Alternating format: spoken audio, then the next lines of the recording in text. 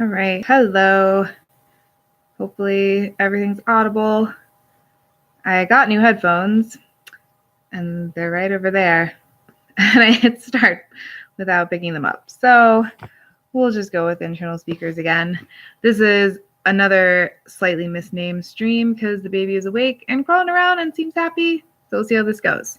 But I wanted to jump on real quick to tell everyone, especially since it's sort of a holiday weekend, depending on where you work, that you should totally go see Glass. You should definitely go see M. Night Shyamalan's new movie, Glass.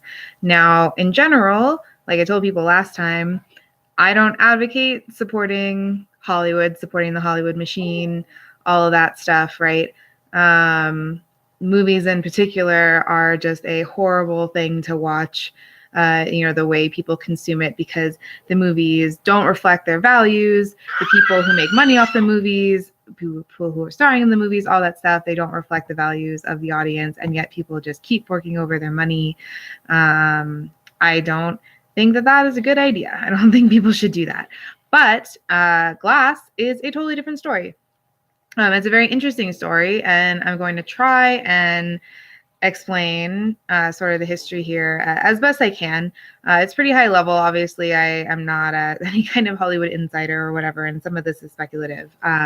But essentially, M. Night Shyamalan came onto the scene with The Sixth Sense. It was a runaway success. He became, very popular after making that movie. He made Unbreakable, which is the first movie in the series, the trilogy that ends with Glass. The second one being Split.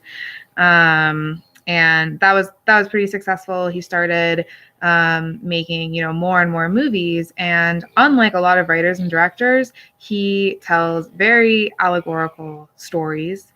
And they have very clear sort of themes and messages that a lot of people pretend they can't see. But I suspect that they actually see them, given what happened to him. So he made this movie Signs, which was generally panned. But Signs is actually very excellent. Signs is very excellent. And it's overtly Christian. And it has Mel Gibson in it. And that, in my opinion, is why it was panned. It's very obvious what the film is. I think it's very well done. It makes very good, it's very good commentary on faith and the nature of faith. And it's overall it's a great film, like all of his films, or almost all of his films, let's say. I haven't seen all of them, so I can't attest to all of them. So he made that film, and then I think that started, the process of kind of turning people against him. Of course, he still had projects in the works, so he still kind of had some momentum, and he got to make a few more films, and they just increasingly were attacked more and more and more. So a couple of those films, to be fair, I haven't seen, but I've heard, maybe had some potential but didn't execute very well. So I've heard The Happening is legitimately not a very good film. The Lady in the Water is like one of the ones that everyone's like, kind of like, I don't know, kind of see what he was trying to do, but it didn't quite work. But what really put the nail in his coffin was The Village. The Village is one of his best films. And The Village is all about the liberal elite and what evil psychopaths they are and how destructive they are and what's in store for humanity if they ever gain control. So obviously Hollywood could not tolerate something like that being put out. And they orchestrated a smear campaign against him. They'd already tried to just attack him the usual way, panning his movies, but he had a loyal audience. People kept seeing his movies, and, a lot of actors still wanted to work with him, especially those who are also Christian. So in order to really get rid of him, they basically fabricated this idea that he stole The Village from someone else. There was even a lawsuit about it, and it ended up being dropped or dismissed or something like that. It's completely made up. Exactly. Silent thriller, enjoyed The Village. Anyone who watches The Village, I think, would have to enjoy it, unless you're just dying. It was actually quite scary. It's an interesting one to me because I watched it and I was very scared watching it. And then I watched it again because, then you learn what the twist is. And it's like, how was I scared? It's really interesting the way it's done, but it's brilliant. I highly recommend it. So he disappeared after this. He was run out of Hollywood.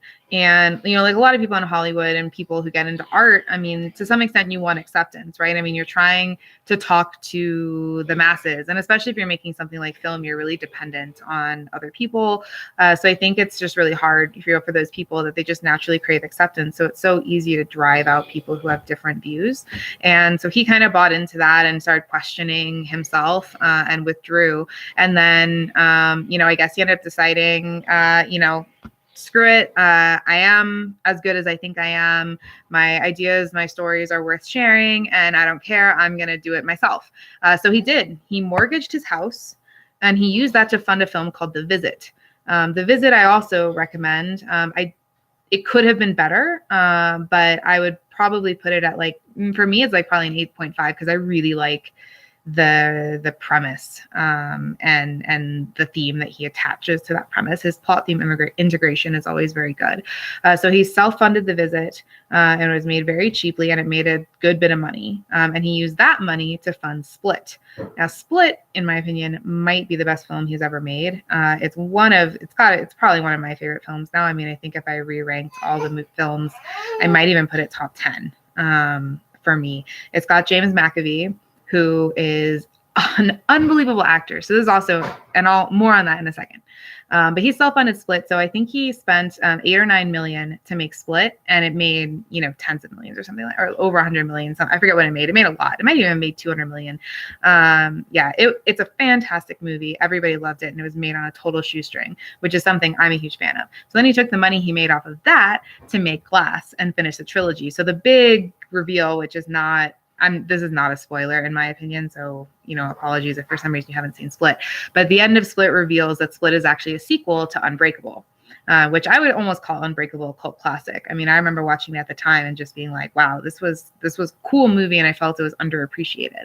So it was really cool to see that Split, which was fantastic, was a sequel to Unbreakable, which I liked better than The Sixth Sense, but that's just because I don't like the overtly scary stuff as much. Anyway, so then Split came out and makes a ton of money, and he takes the rest of that money to fund Glass. So this is not Hollywood. This is this guy who's a Christian, who was run out of Hollywood, doing all this stuff himself, self-funding all of this. So when you're giving money to go see Glass, of course, someone's going to theaters, there's distribution, there's all that stuff, but you're giving money to someone who actually shares your values. So I highly, highly recommend seeing it on that basis alone. So the other piece of it that's kind of interesting is James McAvoy. I always wondered why you didn't see him more. I know he has the one big role as baby Patrick Stewart, Professor X, young Professor X. He's, I think, one of the greatest actors alive today, maybe one of the best ever. And you just don't see him in that much stuff. A lot of indie stuff for a while.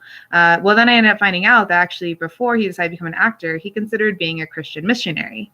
Interesting. Another Christian person who isn't getting their due from Hollywood, who's teamed up on this project. And of course, we all know Bruce Willis leans more conservative as well. Samuel L. Jackson's another story, but I'm sure he couldn't resist the role. So anyway, Glass is the third in the trilogy, and it's super, super awesome. I highly recommend seeing it. It's not only because of all the structural stuff that I've been talking about, the fact that it was made outside of the Hollywood machine by people who've been ousted from Hollywood, who've been essentially persecuted for their Christian beliefs and values. But it also has just, it's really phenomenal what it's commenting on. And it's going to make Hollywood and the media and the liberal elites very mad. In fact, it's pretty amusing to see the reviews from the critics of it already that exactly prove his point in this movie. And I can't say anything more, unfortunately, because it would give everything away. But I will say, if you watch Split and like me, you felt that he was saying something that really needed to be said about essentially social justice warrior culture, the way that people use their trauma, believe that their trauma is power, and worship being broken. And you liked what he had to say about that, and you will not be disappointed. You will not be disappointed by where he takes it. It was beyond my expectations, for sure. It hit everything that I wanted it to hit. and then went beyond that. I'd also say if you're a QAnon person, you should probably also watch it. You might like it for another reason there. Anyway, so there's my pitch. Use the last few hours of your holiday weekend to go see Glass, or go see it next weekend. Go see it a bunch of times, because for once we have the opportunity to consume some art and not support the pedophiles, basically, in Hollywood. So that's pretty sweet.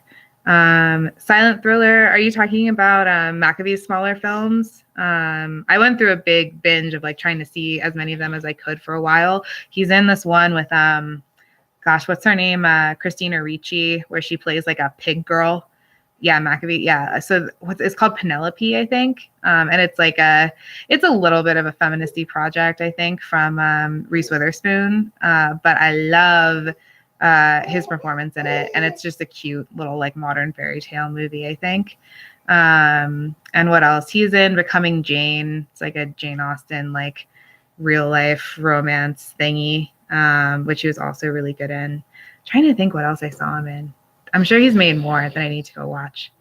But yeah, he's worth. I would watch basically any movie I think that he was in. I stopped watching the X-Men ones, to be fair, but like I don't know that his skills are not used optimally there. Certainly in like, if you thought Split was impressive, Glass is very impressive. There we a lot more of the personalities, and he just really keeps it up. Like keeps making each one really distinct and amazing. More thriller action films. Okay, cool. I'll have to go look up those, because generally that's what I watch more than the romance stuff. But anyway, am I an Owen Benjamin fan? I am. Yeah, Owen's great. I think I don't think you can spend a better 2 hours or whatever than listening to him while you chop wood or something. Build a fence. Screech, screech. Yeah, not a sleep stream, in case you couldn't tell. She's awake. Screech, screech. Also, I apologize for the pigtails. I absolutely hate it when women over the age of like 16 wear pigtails. But it was really windy today, and I didn't want to undo it. Just have to redo it to go outside. Because I'm supposed to split wood today, actually. Yeah, but I'm here to tell everyone to go see Glass. For anyone who just recently joined, go see Glass. Go see Glass. That's all I'm gonna say. I look forward to talking about it more, maybe analyzing it. Maybe I'll analyze it with one of my film friends. But I don't want to do that now because spoilers, obviously. And it is, being an M. Night movie, it's, of course, very twisty. So rewatchable, which is what's cool, right? A lot of movies that I like have a really good twist that it's like they're not rewatchable. But his are good. Oh, yeah, he was in Atonement, huh? That's right. I saw part of Atonement. Those kind of movies are a little bit painful for me. I don't like these like very like weighty, like I don't know, sad, endlessly tragic. I also don't like dishonest narrator situations. I don't like that. I don't know, is it a trope? But I just hate it when you watch something and then, the twist at the end is that what you were watching was all a lie. Like, because the narrator was lying. It's like, that's not a twist. Like, anyone can lie.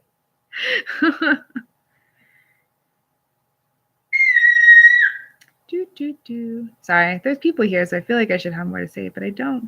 Yeah, exactly. Yeah, the first part of Atonement is like the part worth watching. But yeah, I'm gonna see. Let's see, what are these? I'm gonna look up his IMDb. IMDb.com, because I'm excited that he's probably not a pedophile. So, actor from Split, and he's Scottish. He's in The Last King of Scotland, really. Oh, they're making a TV series of his Dark Materials, and he's Lord Asriel in that. That's cool. I like his Dark Materials, although it's obviously the opposite of Christian. Oh, and he's Hazel in a TV Watership Down series. That's kind of cool too. Oh, I didn't know he was in Atomic Blonde. I guess I should have gone to see that then. And that, oh yeah, that Frankenstein movie. I haven't seen that. And he was in a Muppets movie. Interesting. Oh yeah, Wanted. I forgot he was in that. Wanted was pretty good. I like that. Pretty good.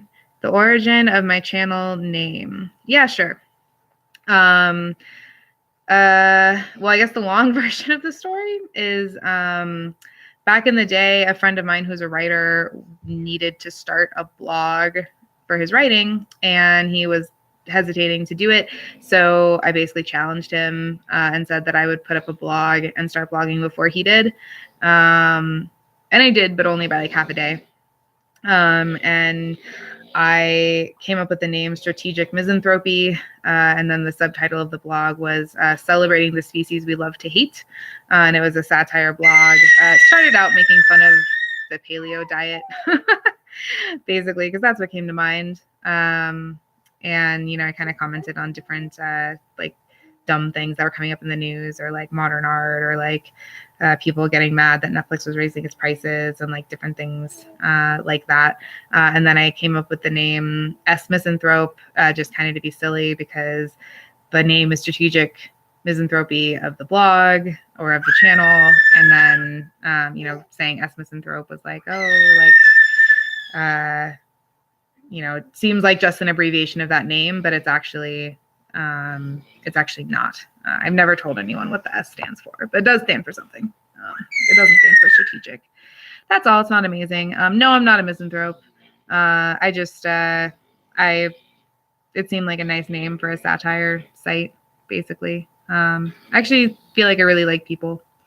But it's weird. I feel like there's kind of like two different ways of liking people, and both of them are like, you sort of like them, you sort of hate them, and it depends on sort of the circumstance. Like I was thinking about this the other day. It's like there are these apartment buildings in San Francisco where they're like in the worst part of the city, like total ghetto, like people out, like right outside of them are like slowly dying of AIDS, like in the gutter while shooting up, right? And like there's feces everywhere. And then there's like these buildings where it's like 6,000 plus a month for like these tiny like luxury apartments that, you know, Twitter employees live in, basically.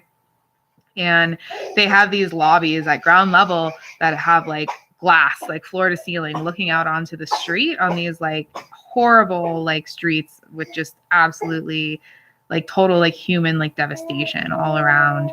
And there's like excellent Wi-Fi and funky furniture, and people will like sit in there and drink espresso and like code while like someone literally like 10 feet away from them on the other side of this security glass is like their foot just fell off because diabetes or something, right? And the people who thought that I hated people and that I was crazy because I'm not a liberal, or because I don't support just giving money to the homeless people, I don't support welfare and things like that, they would sit in these cafes and be okay with this. And for me, it's like, I don't support welfare. I don't give money to homeless people. I have given money to a homeless person who actually did like a service for me. There was a homeless dude who like saved my stuff from another homeless dude once, and I gave him money. But other than that, I don't do it. And I can't do that. Like they can sit there like, and, you know, be just a few feet away from like these like miserable like dregs of humanity, and just like, oh, everything's great. I have my like grass-fed organic milk, like fruity freaking light roast San Francisco coffee nonsense, and my little like Apple computer, and I'm just gonna code, and like everything is great. And like if I sit there, I just like, I want to throw up. Like I can't just watch like all that suffering and pretend like it's not happening like 10 feet away from me, you know? So I don't know what that means. I don't know if this is like an RK thing or like, but it does seem pretty consistent with liberals and conservatives that there's like there's this very abstract type of empathy that liberals are very proud of, where it's like, I care about homelessness broadly, and I care about it in this way of like, I will do everything to try and address it except what actually works and do it with other people's money. And then there's like the conservative side that's like concretely like feels the pain more, I think, of like individual people, but they're also not just idiots about the systemic nature of like what's going on and like what will and won't fix it. But obviously I'm biased because I'm conservative, but I don't understand how anyone lives in that environment like without it just kind of wearing on their soul. I was there 10 years, you know. I still don't hate people, but San Francisco I hate. That's for sure. Yeah, that's about all I got probably. It was pretty good. We made it 20 minutes. I don't understand how people go for what is like Owen's gone like 4 hours sometimes. First of all, I don't understand how you just do that in general. I guess it makes him money. I'm very rare for a woman. You haven't come across a girl who gave off a vibe that she would accept RK. That's probably because you're only finding women who are R. And I'm sorry about that. It's there's a lot of that. We're at peak R. We're at peak R for sure. And it's painful, but K is coming. K is coming. Spread the word. The thing you'll see, I think what you'll see, and I've actually, this is kind of interesting thing that it's a small topic, so I hadn't wanted to dedicate a stream to it, but women, I think, will switch very quickly because maybe it's women are natural followers, something like that. And it's just probably true. I think that would make sense. And that kind of fits with my observations of the world. Women will switch very quickly. And I think that's why you see. What does it matter? What does it matter, Bundle? You okay? I think that's why you see crazy things like when you look at like the Rwandan genocide and stuff, and you see like how vicious like the women were who participated in that. Like women will go one extreme to the other like very, very quickly. They just don't lead you there, right? So I think when things really turn K, you're gonna find like the women are real K, like very K. And it's gonna be a little intense. They might need to be like held back a little bit. Is my opinion. And I see some of it happening already, at least where I live. I mean, it's really interesting in recent years, not even recent years, like literally in the less than the last 12 months, maybe just in the last 10 months, something like that. Oh, it's like, I'd say since May or June. I have lost count of how many times I've met a woman who tells me that she would rather live off the grid, and she's had to compromise with her husband to live in, a larger, to not live in the city, but to live in, like in a town, a good sized town, in like a more suburban house. But I just hear so many women who are like, no, like I want to be, on well and propane. I want to be in the woods. I don't want to see my neighbors. I want to raise chickens and goats and like bees. I don't want to be in these like crowded places. I don't want to be, in the city environment. So that is a good sign of the direction things are going. It could just be a quirk of where I'm living. But I was really surprised to hear it. Really surprised. And it just keeps coming up. And I think the whole interest that people have in like zombie apocalypse stuff is basically a cover for like prepper stuff. Like basically people, it's like you can write it off as a joke. It's kind of, you don't want to weird people out by talking about all the canned goods you're stocking, but if you can kind of say like, oh, I'm getting ready for the zombie apocalypse, like while you're like putting cans of chili like in your grocery cart or like stocking up on ammo or something, you can kind of seem like it's a joke, but it's like, yeah, but like you are buying canned goods and ammo, So yeah, I think a lot of that, like the fascination with that and the way people are the way people are acting is it's like a borderline subconscious. I'd say it's conscious at this point. They're just not like ready to socialize it. And a lot of women are on board with that, surprisingly.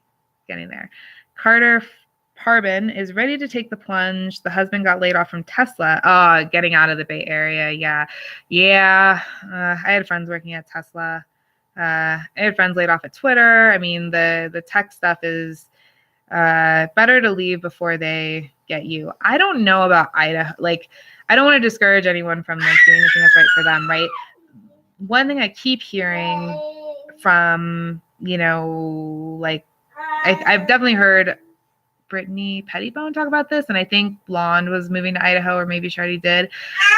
My only thing to like just kind of warn people is like, if you're going to move somewhere, especially like Idaho, where basically everywhere is small, and you're going to move to somewhere that's a small town, just keep in mind that you are an outsider, and you will probably always be an outsider. And I know this because my husband is from a small town, and if we move there and raise our kids there, even though he's from there, his parents are from there, they're from, whatever, back a couple generations at least, our kids would be a little bit an outsider because I'm an outsider, and their kids would probably still be a little bit of an outsider too. And then maybe the generation after that, they'd finally be, really integrated part of the town. And that's fine. Like, that's fine, but it's like, it's the same thing you have to think about with immigration between countries, right? It's like, that's just the cost. And if you're fine with paying that cost, then it's fine. But I get a little nervous when I see people imagining, they're going to accrue all the benefits of small town life after not being from there and just kind of showing up right today and being like, hey, what up? Like, you guys got my back. And they're going to be like, no, we don't know you. Our grandparents didn't know each other. This is not, this is not going to play out like the way you think. Not that it'll be hostile.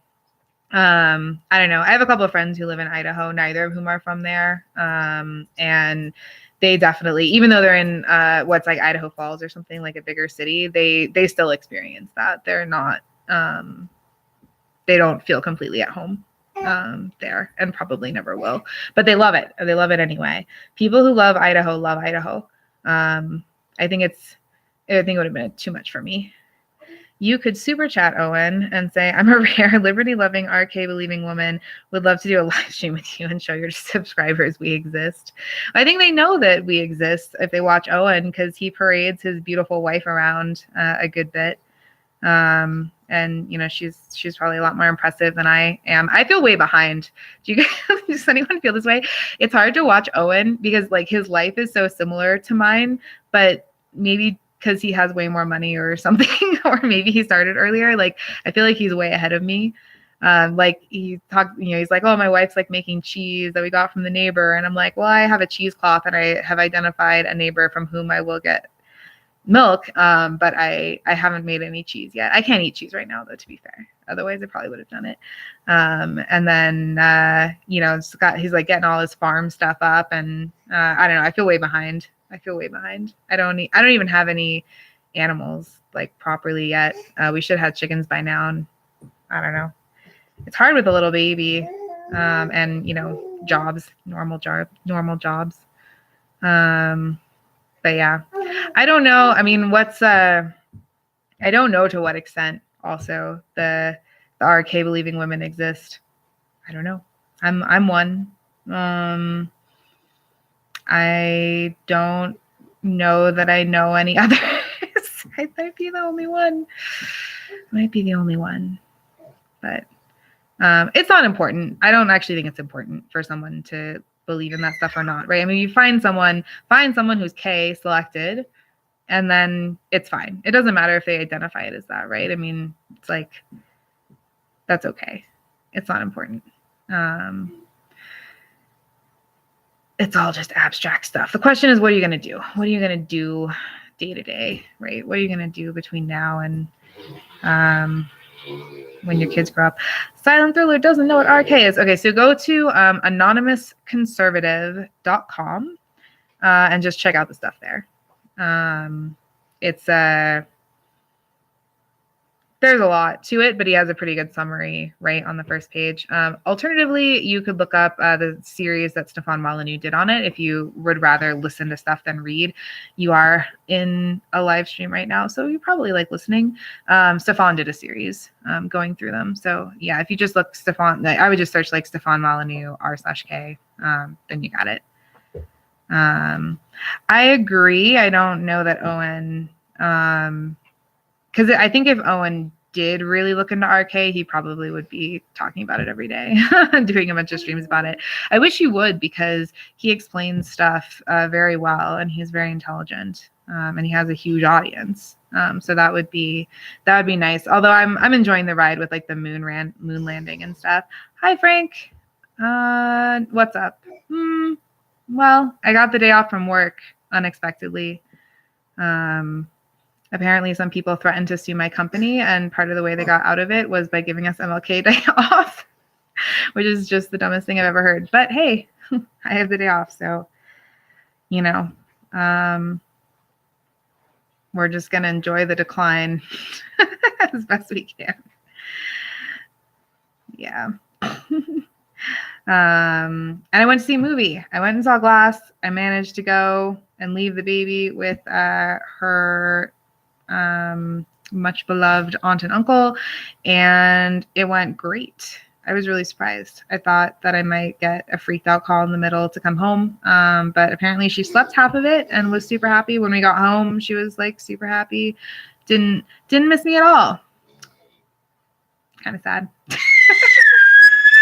Oh yeah, you're very happy. You are very happy.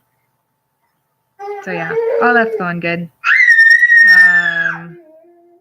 Yeah, what's Owen talking about now? I just saw his thing about not writing for Crowder anymore, and like the way they handled that. And he's absolutely right that so many people on the right are cowards, and I don't know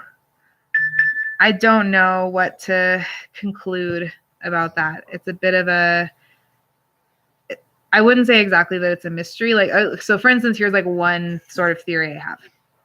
One theory I have is America got this enormous benefit from the particular people from, England who decided to come to the United States. We got the people who were sort of the most independent and ambitious, but they also had these awesome lost qualities like not raping kids and other stuff, being law-abiding, being pretty case-elected. And then they came here, and then they had this geographic benefit of like nobody bothered them, not nobody, but like virtually no one bothered them because it was kind of impractical. They didn't get tangled up in too many European wars, and when they did, it was to a lesser extent. So they have this like massive opportunity to just expand and use all these resources, and then we had the right attitude to make a lot out of it.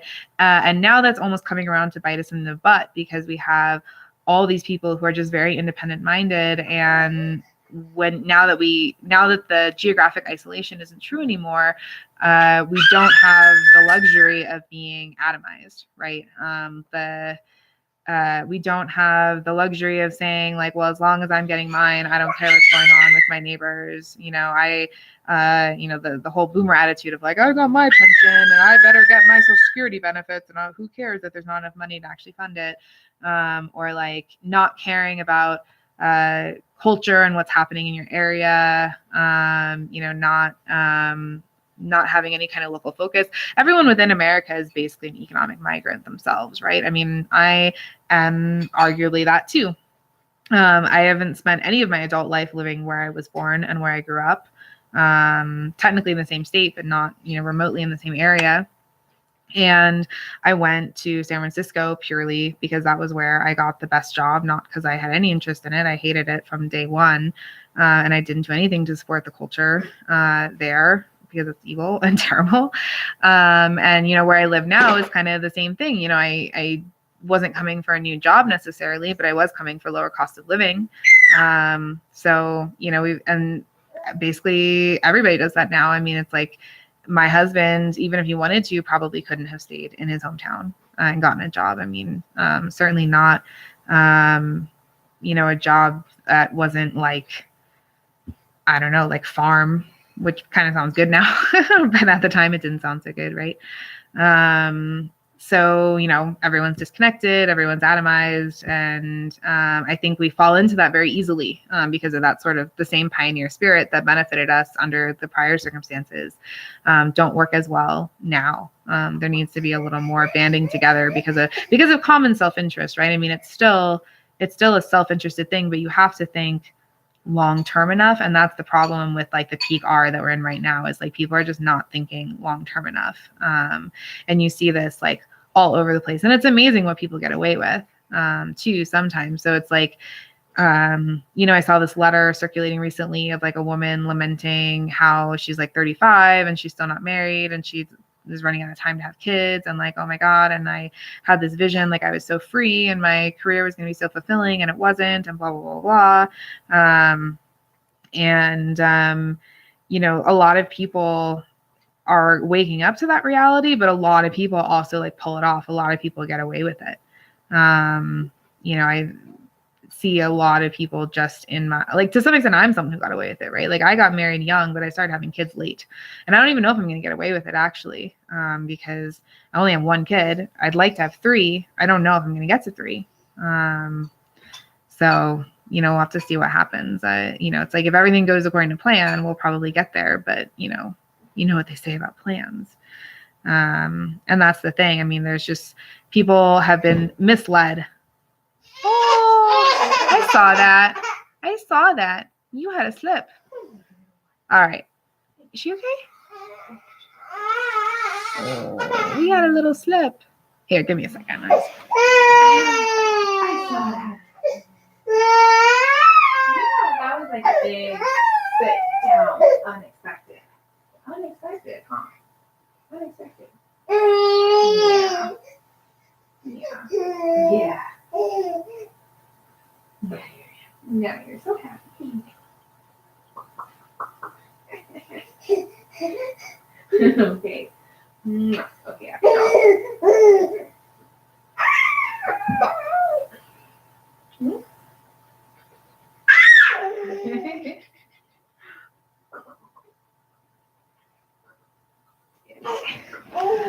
There we go. Okay. We're not technically, we're not walking yet, but we are very aggressively cruising, and we frequently try to do that on objects that are not the most stable. So this is how we learn. This is why we baby-proof a lot, and then let her make some mistakes. Have I seen TPS number 286 with Edward Dutton? Is this, I don't know what this is. TPS 286. I have no idea what that is. That white IQ has been dropping since 1800. I have also heard that. So I think it's likely. I think it's likely that IQ has been dropping since 1800. But I don't really know enough about how this stuff gets measured. And I've seen enough different conclusions from like looking at the same data to think that I should leave that to the experts. Even though I don't generally JF's thing. Gotcha. No, I don't watch that very often. I haven't watched it in a long time. Not because I dislike it or anything like that. I generally have not a lot of time to listen to things, because I try not to just constantly have something on, because if something's on all the time, then I won't talk. And I think the baby probably needs to hear me talk. Like I need to talk to her, right? So I try to limit myself to like one listening thing a day.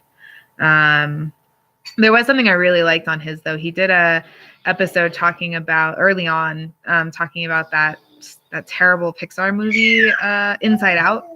And he had some really interesting things he noticed about it that I didn't notice, because I mostly noticed how it didn't have a plot and that nothing in it made any sense. But he talked a lot about like basically it was like the feminist agenda in the movie, that basically the whole point of the movie was to like brainwash kids into like accepting like female emotional whims as like the standard of I don't know, reality, something like that, which was cool. So I will check that one out. Thank you for the reference, Frank. Yeah, it sounds like it might be a little depressing. But you can't look away, I guess. And just try to keep your eyes open, and but also keep your spirits up. Be a happy warrior, right? which is easier, I think, if you have kids. Like, it's easier and harder at the same time, kind of, if you have kids, because I think she's going to get your bowl. Elena. Oh, no.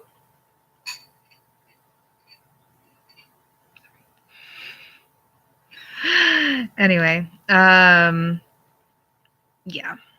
I don't have anything else to say, really. This is 40 minutes. That's pretty good. It's a Monday, huh? No one wants to work on a Monday. I'm glad I'm not working. All right, I gotta go do chores. So it was nice seeing so many people. Hello, goodbye. Hopefully next time, I don't know, I don't have terrible hair. Oh, hi, Baron. Hello. Hopefully next time I can have decent hair and makeup, but who knows? Bye, guys. Ciao.